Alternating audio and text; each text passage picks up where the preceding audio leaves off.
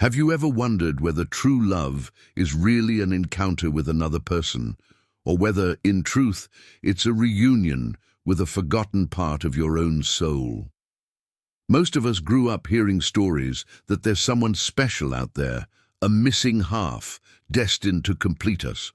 Movies, songs, and novels fed the fantasy that romantic happiness is only possible when we find that perfect other. But as Carl Gustav Jung reminded us, what we most need is already within us.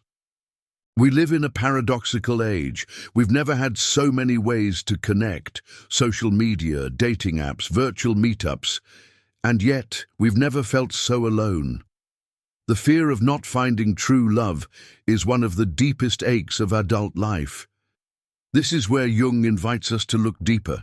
Is love something that happens to us only from the outside in, or is it first and foremost an inner journey? When we talk about conscious love, we're not just talking about passion, romance, or physical attraction.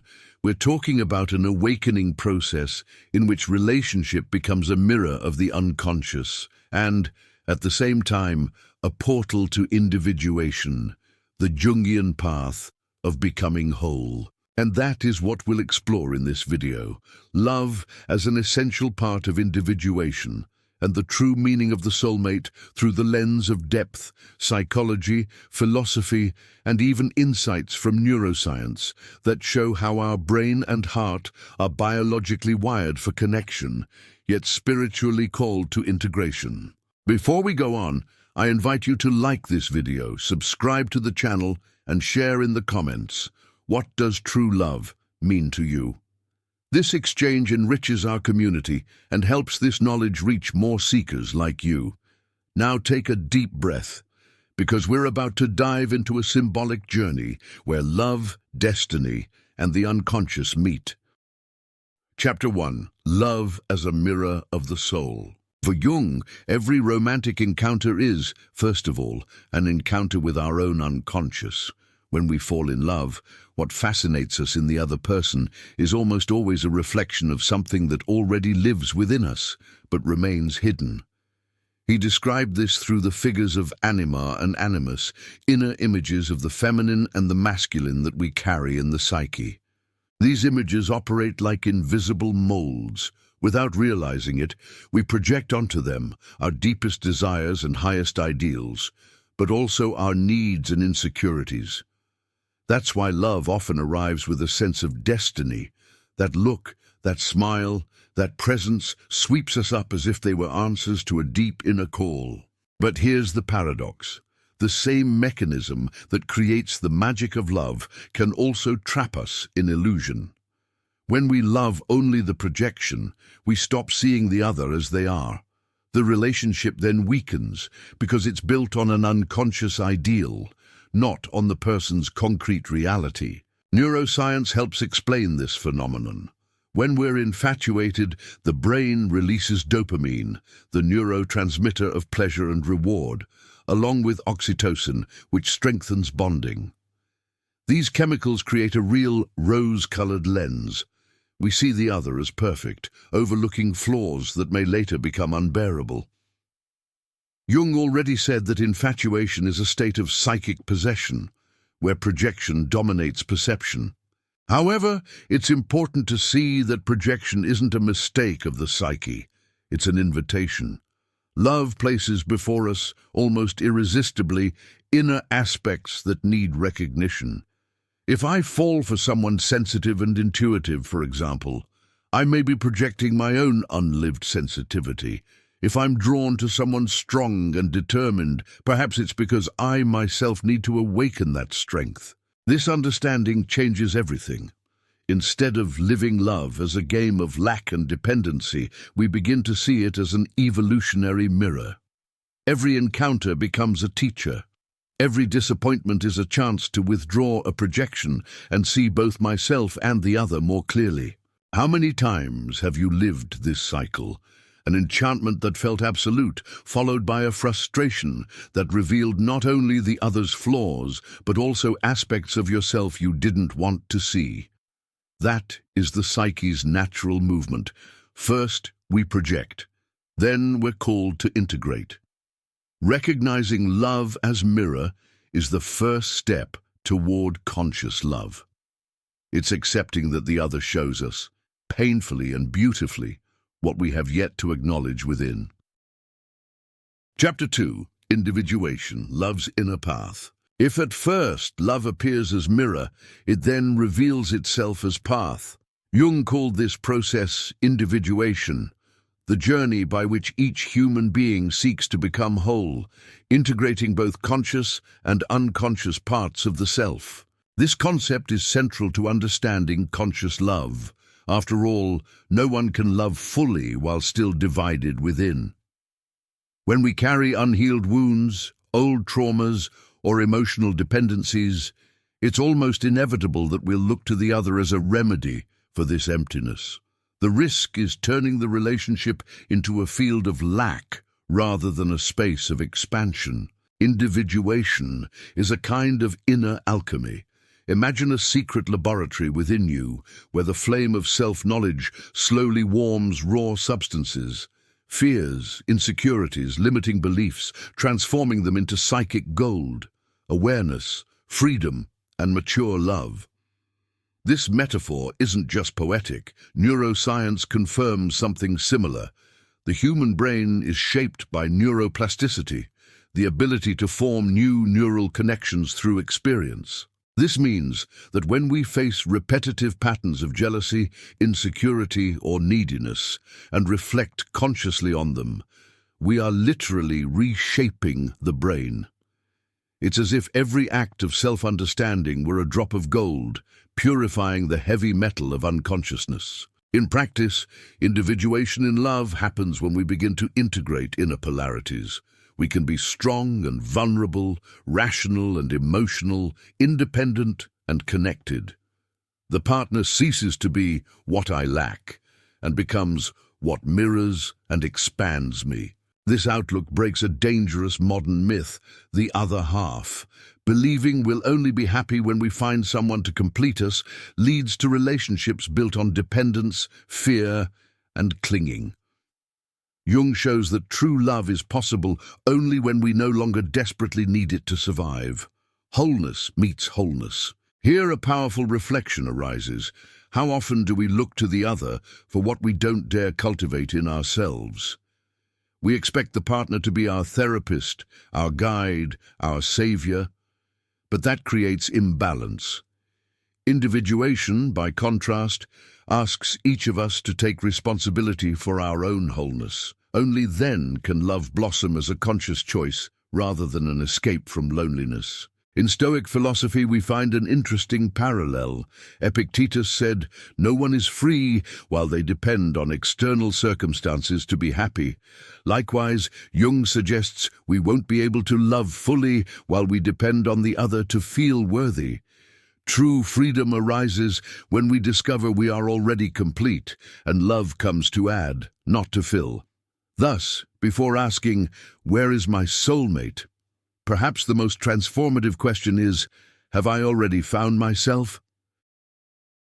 Chapter 3. The soulmate as archetypal symbol. The idea of a soulmate cuts across cultures and eras.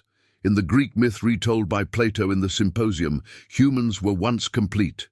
They had 4 arms, 4 legs, and 2 faces.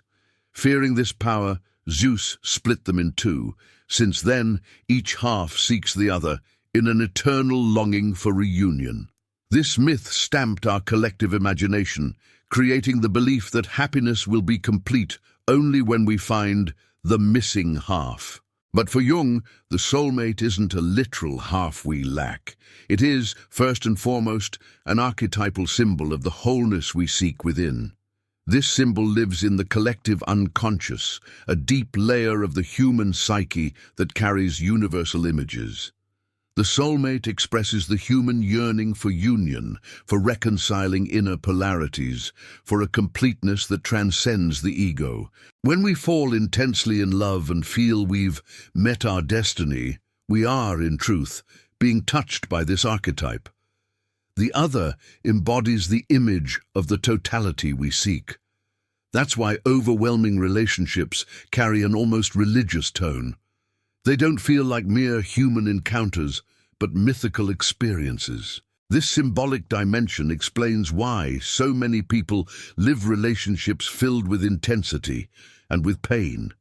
We confuse the archetypal experience, profound but inner, with the other person's concrete reality. We expect the partner to perfectly incarnate the archetype, forgetting that we are all human, imperfect, limited. The result is frustration, because we task the other with the impossible job of representing a myth. Here lies the key. Understanding the soulmate as archetype sets us free. Instead of obsessively seeking someone to complete us, we realize the true encounter is first with our own wholeness. The soulmate out there can only be recognized when the soulmate in here is already in the process of integration. This view also resonates with spiritual traditions. In Tantra, there is the union of Shiva, the masculine principle of consciousness, and Shakti, the feminine principle of energy. In Christian mysticism, there is hierogamy, the sacred marriage between soul and spirit. In all these symbols, the message is the same. Outward love reflects inner integration. When we recognize this, the soulmate myth stops being a desperate search and becomes a symbolic guide. It reminds us that true love is not finding a lost half, but awakening the wholeness that already dwells within. And in that state of wholeness, romantic encounters cease to be accidents or reflexes of lack. They become living expressions of synchronicity and the expansion of consciousness. Chapter 4. The Tests of Conscious Love. If true love is tied to individuation, it never arrives simply or immediately.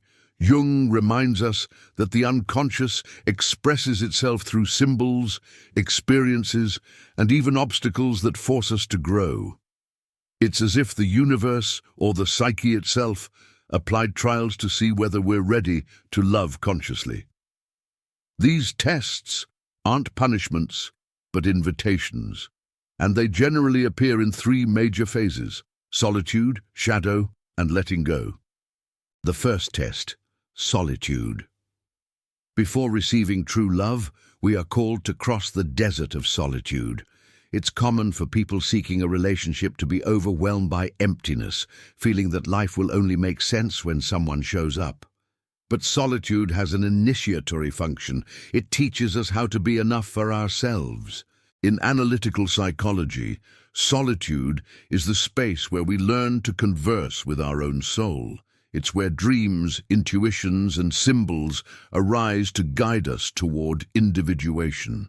Without this phase, we risk entering any relationship just to escape silence, projecting onto the other the task of filling our emptiness. Conscious love, by contrast, emerges when we've already learned to walk alone.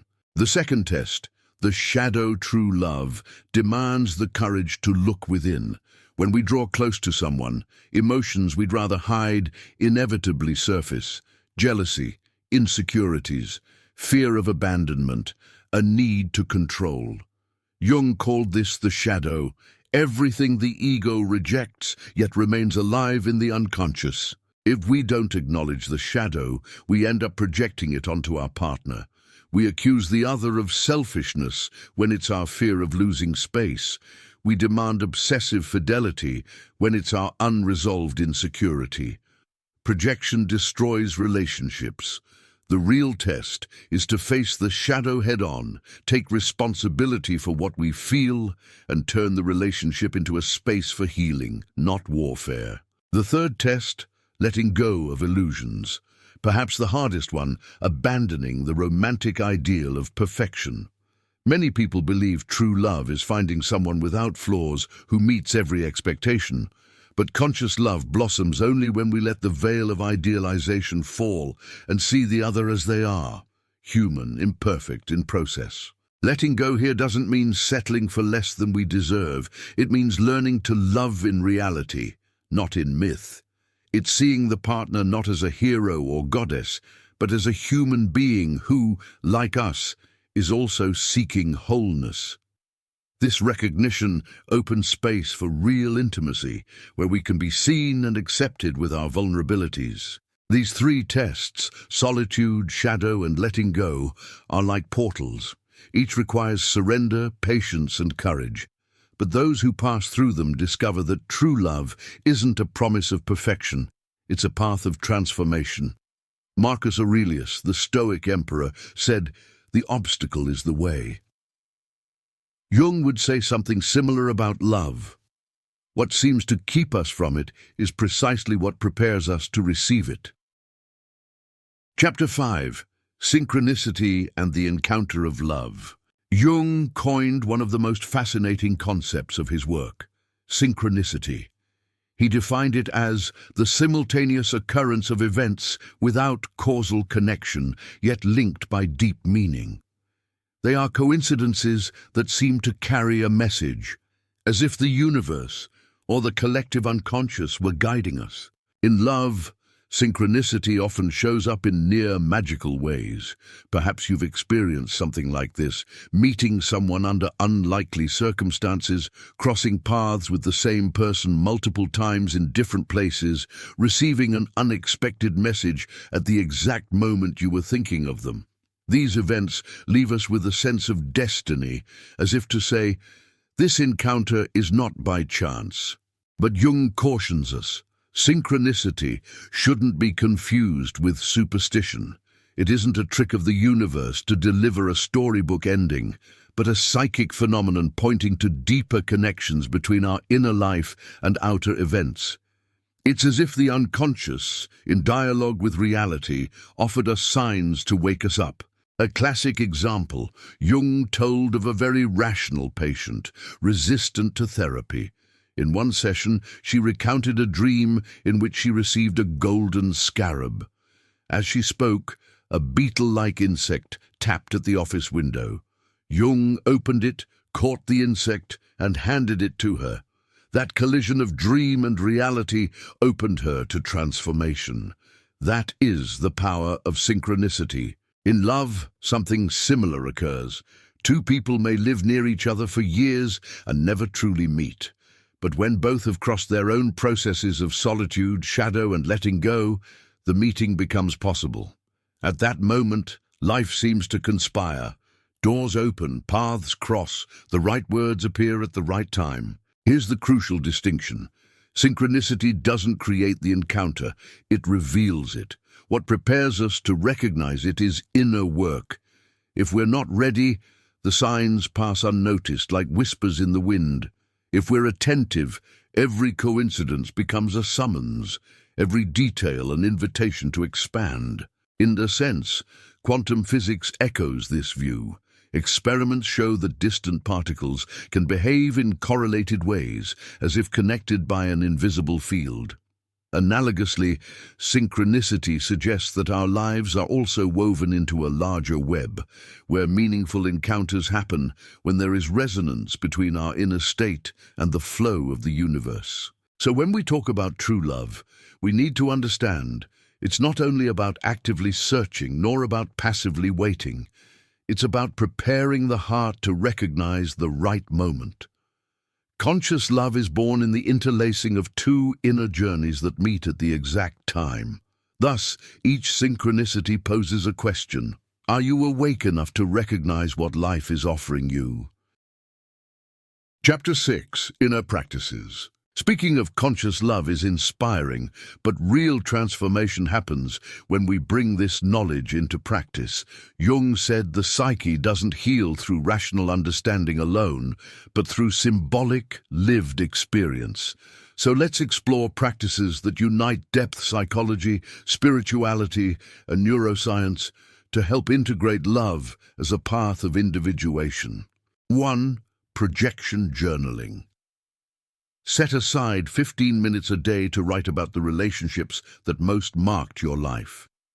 List 3 qualities you most admired in the person and 3 aspects you most criticized. Then ask yourself, do these traits also exist in me, repressed or unacknowledged? This exercise reveals anima, animus projections, returning to the conscious self what the unconscious had placed on the other. Over time, it reduces the tendency to idealize or demonize partners, allowing you to see both yourself and the other with greater clarity. 2. Meditation on inner union. Find a quiet space, close your eyes and imagine two figures within you, one representing your masculine energy, strength, action, reason, and the other your feminine energy, nurturing, intuition, sensitivity. Notice how they relate. Are they in conflict, distant, close? Now visualize a dialogue between them, as if they were seeking mutual understanding. Gradually, imagine them drawing near until they embrace in harmony. This symbolic practice strengthens the sense of wholeness and prepares the heart to love without neediness. 3. Vibrational affirmations. Words carry power. They influence our neural networks and emotional field. Repeat daily, I am whole within myself. I acknowledge and integrate my shadows. I am open to living a true and conscious love. Say them out loud, ideally in front of a mirror, looking into your own eyes. Repetition builds new neural connections, strengthens self-trust, and attunes the body's vibrational field. These practices don't instantly erase pain or shorten the wait, but they turn the preparation period into fertile ground.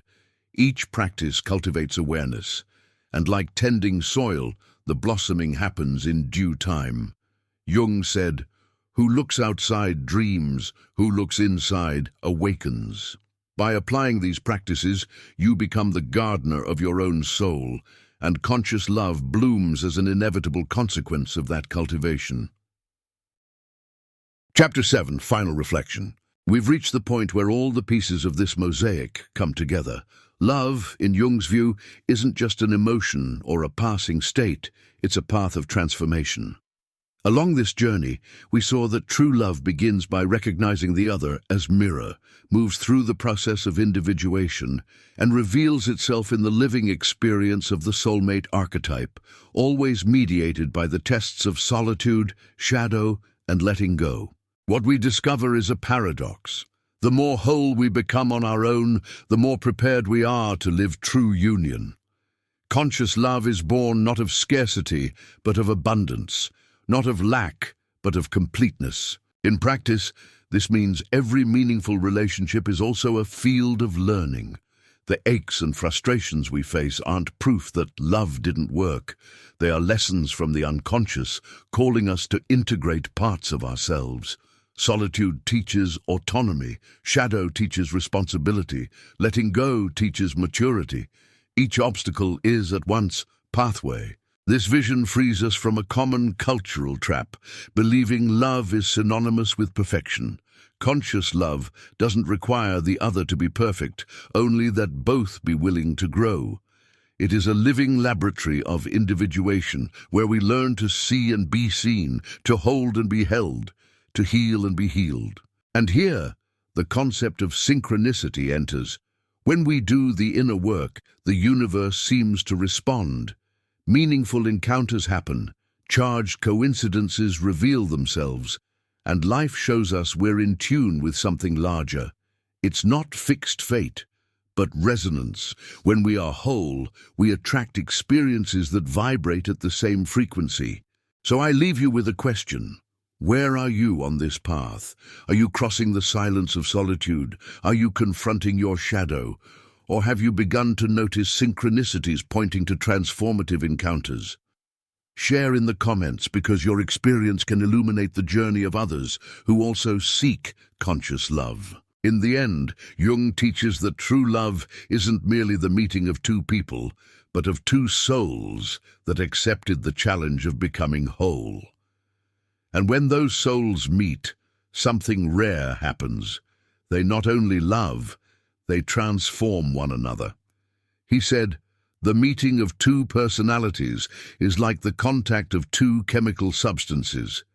If there is any reaction, both are transformed." That is the heart of conscious love. Not a fusion that erases identities, but an alchemy that creates expansion. Closing, the next step on the journey. Conscious love doesn't end with meeting the soulmate. It begins there. Every relationship is a living school, a symbolic field where we learn about ourselves, the mysteries of the psyche, and the eternal dance between destiny and choice. If you've made it this far, you've already seen that true love isn't something that simply happens by luck or chance.